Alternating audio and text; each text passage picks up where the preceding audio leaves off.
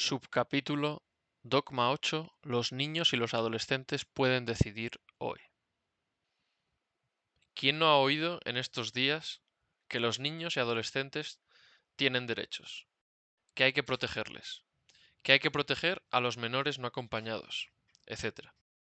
En definitiva, que en los medios y desde estamentos políticos y organizaciones supranacionales, muchas veces revestidas de organizaciones sin ánimo de lucro, se nos dice y se trata a los niños y adolescentes como si fueran entes individuales sin ninguna otra conexión. Así, se argumenta que como ellos no tienen ninguna relación superior, deja de ser su entorno natural de familia, amigos, etc., el que debe ocuparse del menor.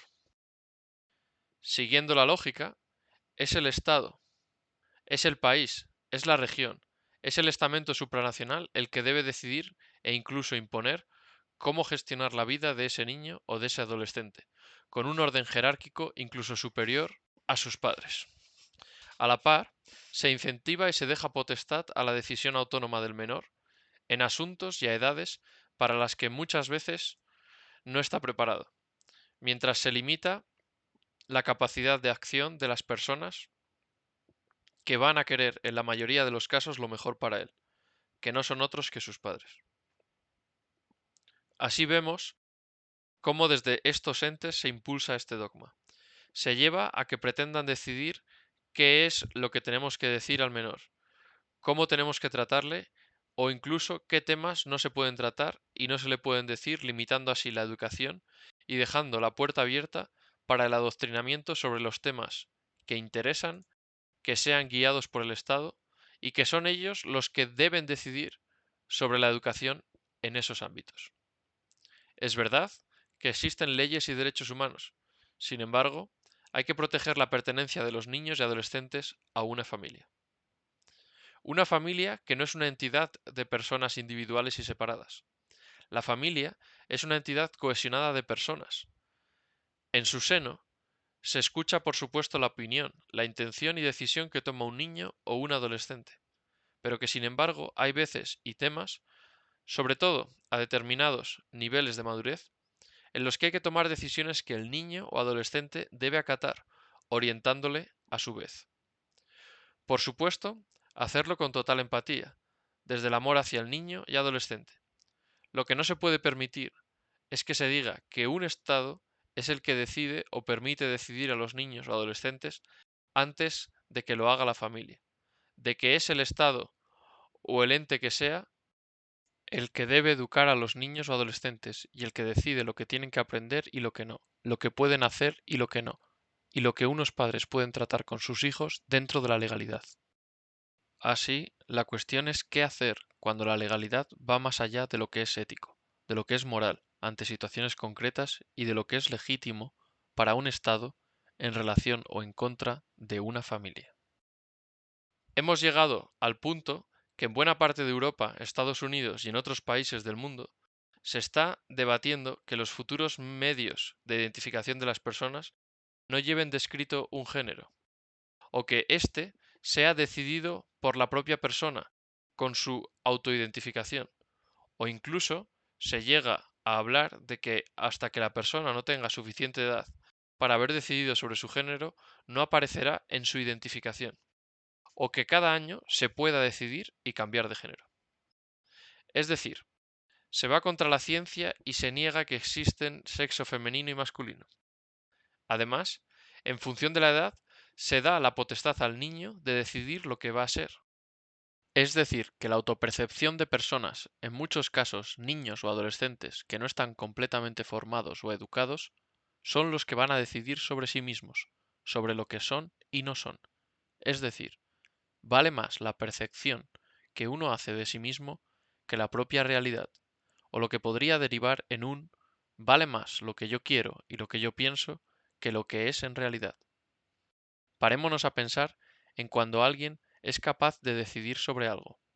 En ese caso, la persona normalmente decidirá siempre y cuando tenga las capacidades de decidir con respecto a esa materia. ¿Y qué significa tener esas capacidades? Pues significa saber reconocer cuáles son las alternativas de decisión y saber lo que implica cada una de ellas. Saber lo que implica no solo para mí, sino para todo el entorno afectado, y saber evaluarlas en toda su profundidad con conocimiento de causa.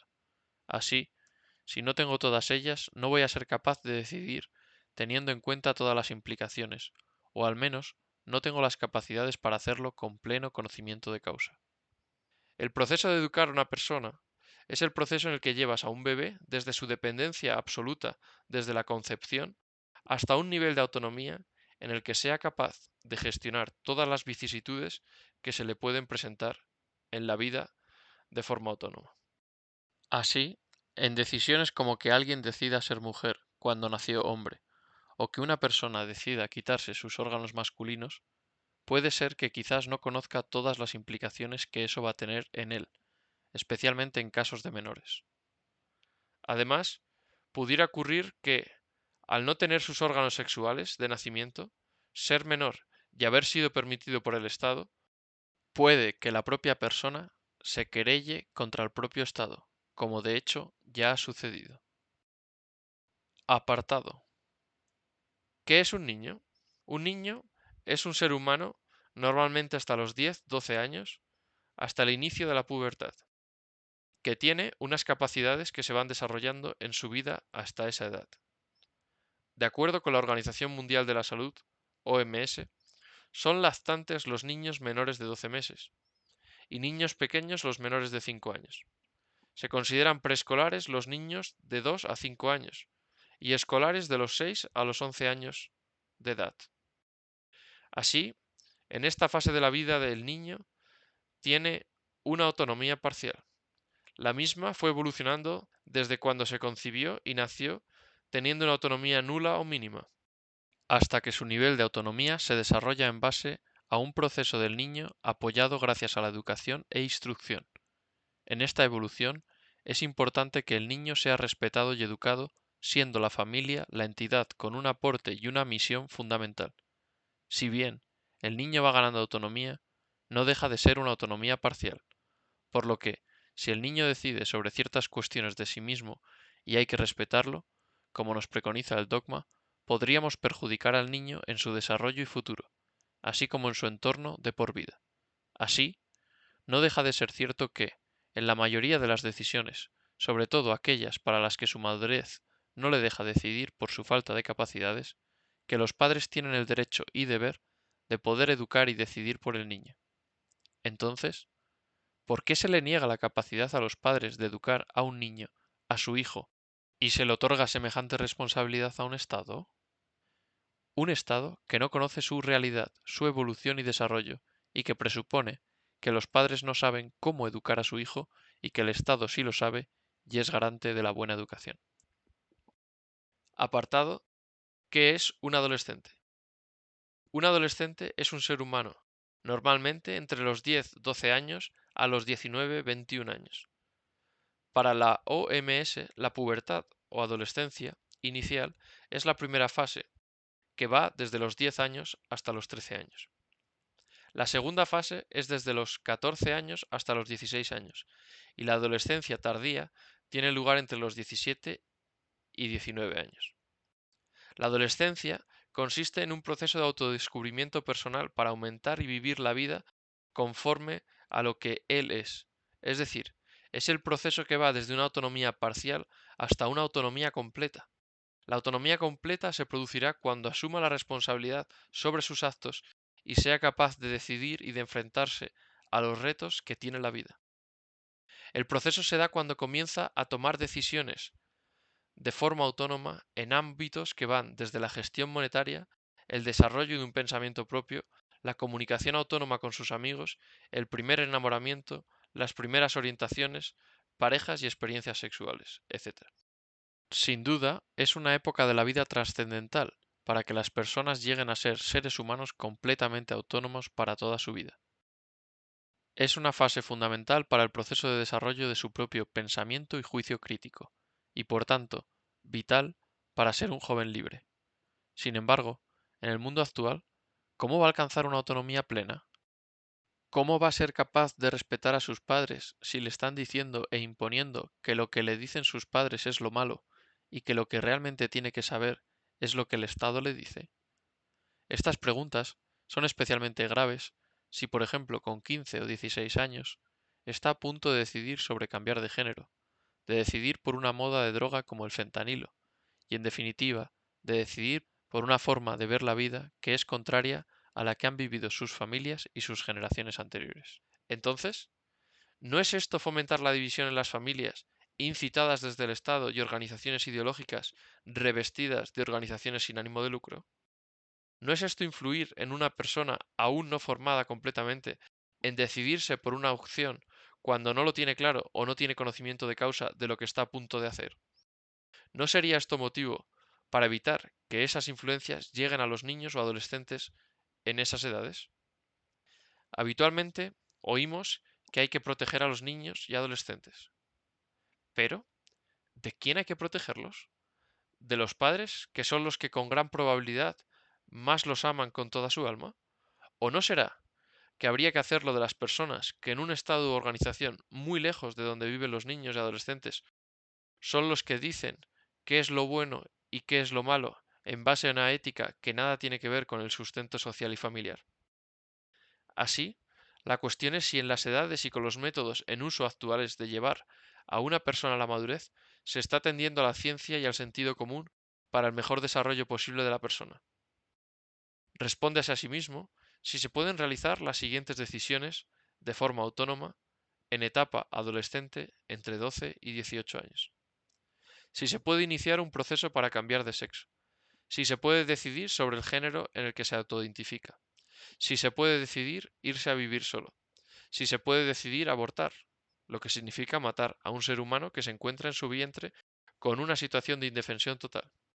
Si puede decidir sobre el resto de las facetas de su vida que implicarán decisiones y acciones cuya responsabilidad es de sus padres, normalmente sus tutores legales. Así, nos debemos plantear, cuestionar y, en su caso, modificar si estos criterios para la toma de decisión y acción de los adolescentes son los mejores para su desarrollo hacia la madurez y su posterior vida en ella, si la llegan a alcanzar.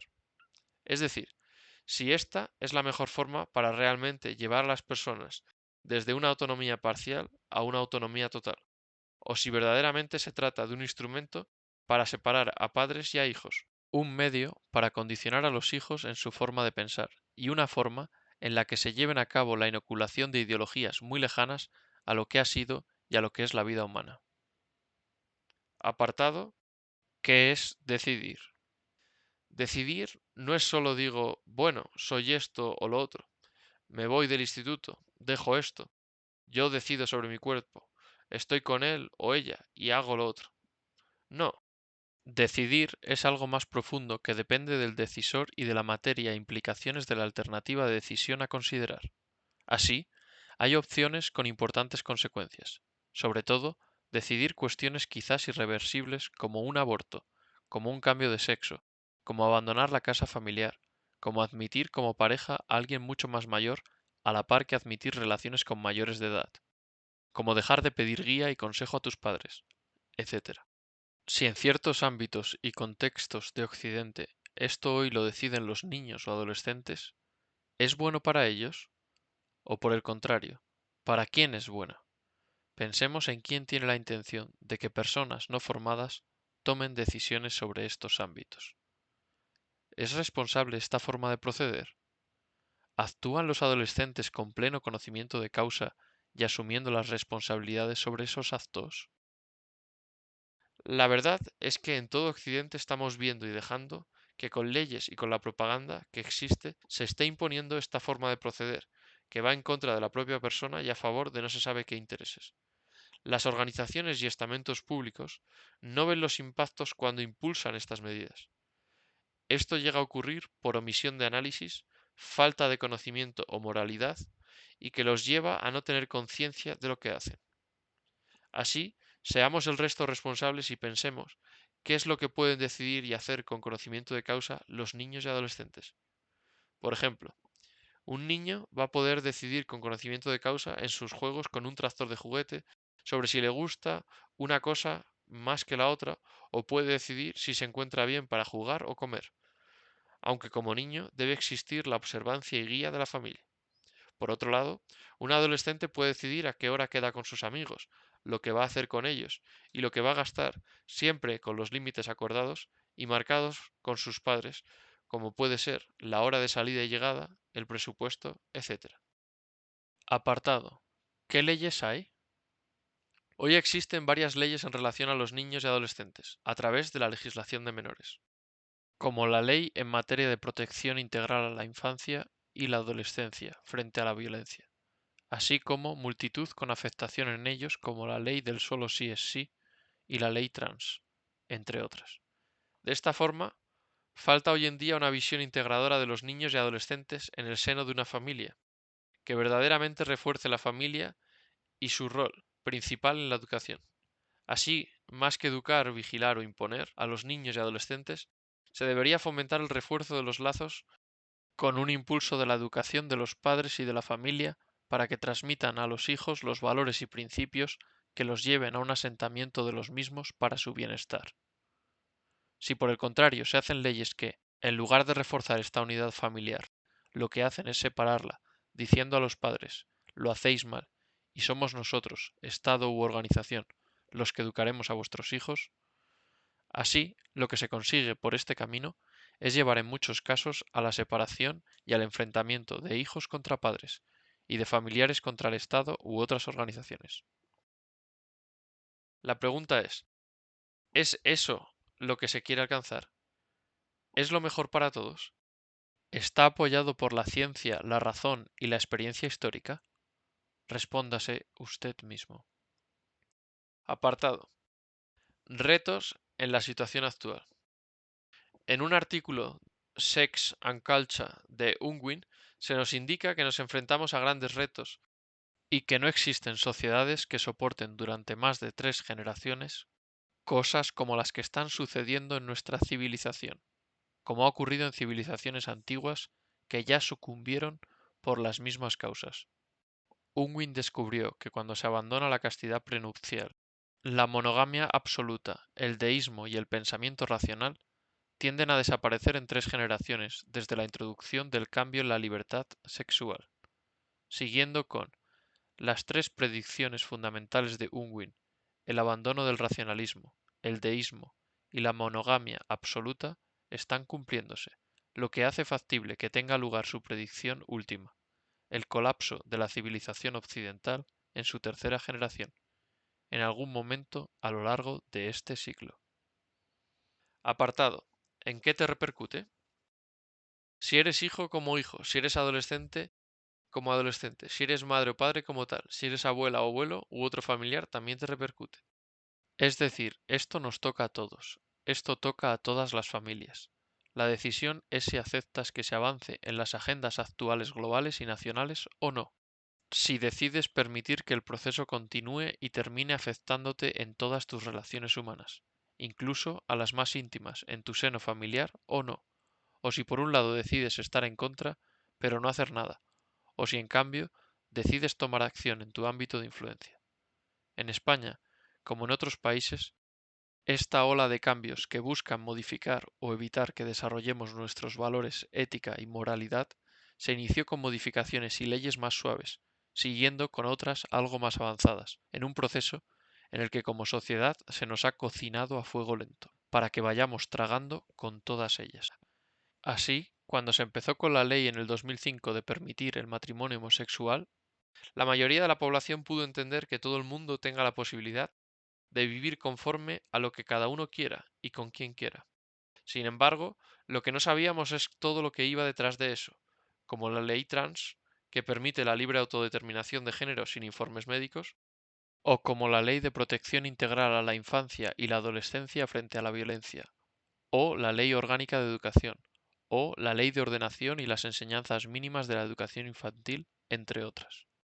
Lo que no sabíamos al inicio de este proceso, iniciado de forma global en los años 60 como cambio cultural, revolución de derechos civiles y revolución sexual, un proceso que parecía bueno y aceptado por muchos como de mayor libertad, iba a servir para imponer una nueva cultura. una nueva cultura y forma de pensamiento que ha llevado a una presión e implementación de un ordenamiento jurídico nuevo. Así, hemos llegado a que hoy en día se le va a enseñar a nuestros hijos cosas que nosotros como padres, por su buena educación, nunca les enseñaríamos a edades tan tempranas. Entonces, ¿vas a seguir permitiendo que hagan eso con ellos? ¿Que los alejen de ti? ¿Que desarrollen a los hijos lejos de sus verdaderas raíces? ¿Que digan que saben ellos mejor que tú lo que es bueno para tus propios hijos? En base a esto, es un asunto que nos repercute a todos, los que tenemos y los que no tenemos hijos, porque al final todas las familias sufrirán debido a esto. Todas las familias quizás no, porque casualmente los mismos que proclaman y promueven estas revoluciones culturales, medidas sociales y leyes, llevan a sus hijos a sitios donde no se enseña esto o donde se les educa de forma particular fuera del entorno del Estado. Así, a este paso serán pocas las familias que tendrán la oportunidad de hacerlo de tal forma, mientras la mayoría nos encontremos en una limitación completa, incluso en lo más sagrado, nuestra familia. Apartado. ¿Qué puedes hacer? Lo primero que puedes hacer es ocuparte de tu familia, de tus hijos. Lo segundo que puedes hacer es transmitir el mensaje de desacuerdo en tu círculo cercano. Lo tercero que puedes hacer es no votar a partidos que defiendan estos dogmas, que van en contra de tus propios hijos, de tu propia familia y de ti mismo, por mucho que los hayas votado siempre. Si no tienes partidos a los que votar y no crees en la política, vota en blanco u organiza un grupo o una asociación para defender tus valores y principios. Muestra que estás en desacuerdo con estas políticas. Así, si ves que no existe ningún tipo de ayuda, busca alianzas en tu círculo cercano de familiares y amigos, en tu red social. Así, podríais llegar a gestionar de forma autónoma, si el Estado es un Estado fallido, cuestiones que ahora mismo gestiona el Estado. Porque si los mismos políticos que crean estas leyes influidas por las élites son los mismos que no llevan a sus hijos donde les enseñan estas cosas, tratan a sus hijos y viven de otra forma a la que a ti te hacen creer, entonces no te dejes engañar y piensa, analiza con tu pensamiento crítico qué es lo mejor para ti y tu entorno. Por último, la omisión de acción en muchos países occidentales, desde el plano político, empresarial y en la sociedad, ha provocado que se haya avanzado sin oposición, incluso existiendo mayorías y gobiernos que no creen en dichas leyes y medidas, por ser malas para la persona humana y no han hecho nada. Por lo tanto, no dejes de actuar, pues no solo tu vida y tu generación se verá afectada si no haces nada, sino que serán las futuras generaciones, tus hijos, nietos, etcétera, los que deberán convivir con estas medidas. Apartado, cambio de sexo y arrepentimiento. Imaginemos a un adolescente que dice que se siente mujer, cuando ha nacido y es varón. Además, le están repitiendo en el colegio o instituto que hay perspectiva de género, que hay muchos géneros y que se puede decidir el género sin análisis médico.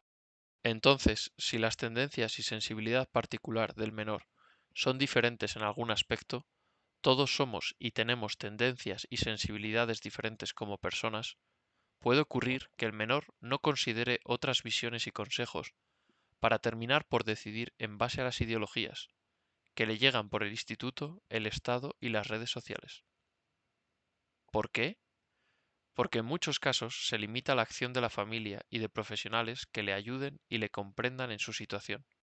Pues con todo eso, él, que es una persona especial, porque por ejemplo tiene una sensibilidad y forma de ser únicas, cada uno es diferente, y por esa percepción que él tiene sobre sí mismo, entonces decida por cambiarse de sexo, en base sobre todo aquello que por un lado siente y que por otro lado le comunican desde el Estado y organizaciones, y así empieza a pensar que lo mejor es hacerlo.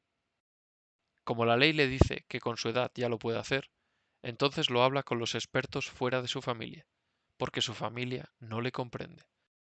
Al hacerlo, piensa que con por ejemplo 16 años ya tiene la capacidad para decidirlo, a pesar de que no tenga la capacidad para vislumbrar todas las consecuencias que eso va a conllevar, al ser una decisión que le va a condicionar para toda la vida, y de la que no va a poder volver atrás, pero sí arrepentirse. De la misma forma ocurre para el aborto. Así, hoy los jóvenes proclaman el yo decido sobre mi cuerpo, cuando no se piensa en el otro, la vida indefensa, que debe ser respetada al igual que tú. Por tanto, ¿cómo alguien puede decidir sobre la vida de otra persona? ¿Desde cuándo vale más el supuesto bienestar de una persona que la vida de otra? ¿Cómo dejas a alguien que aún no tiene autonomía total para la vida poder decidir sobre la autonomía y sobre la vida de otro ser humano? Realmente no nos damos cuenta de que va en contra no solo de la vida, sino ya de cualquier filosofía, de cualquier sociedad y de la propia persona que permite y decide abortar, pues incrementará su egoísmo e individualismo, teniendo aspectos negativos sobre ella a lo largo de su vida.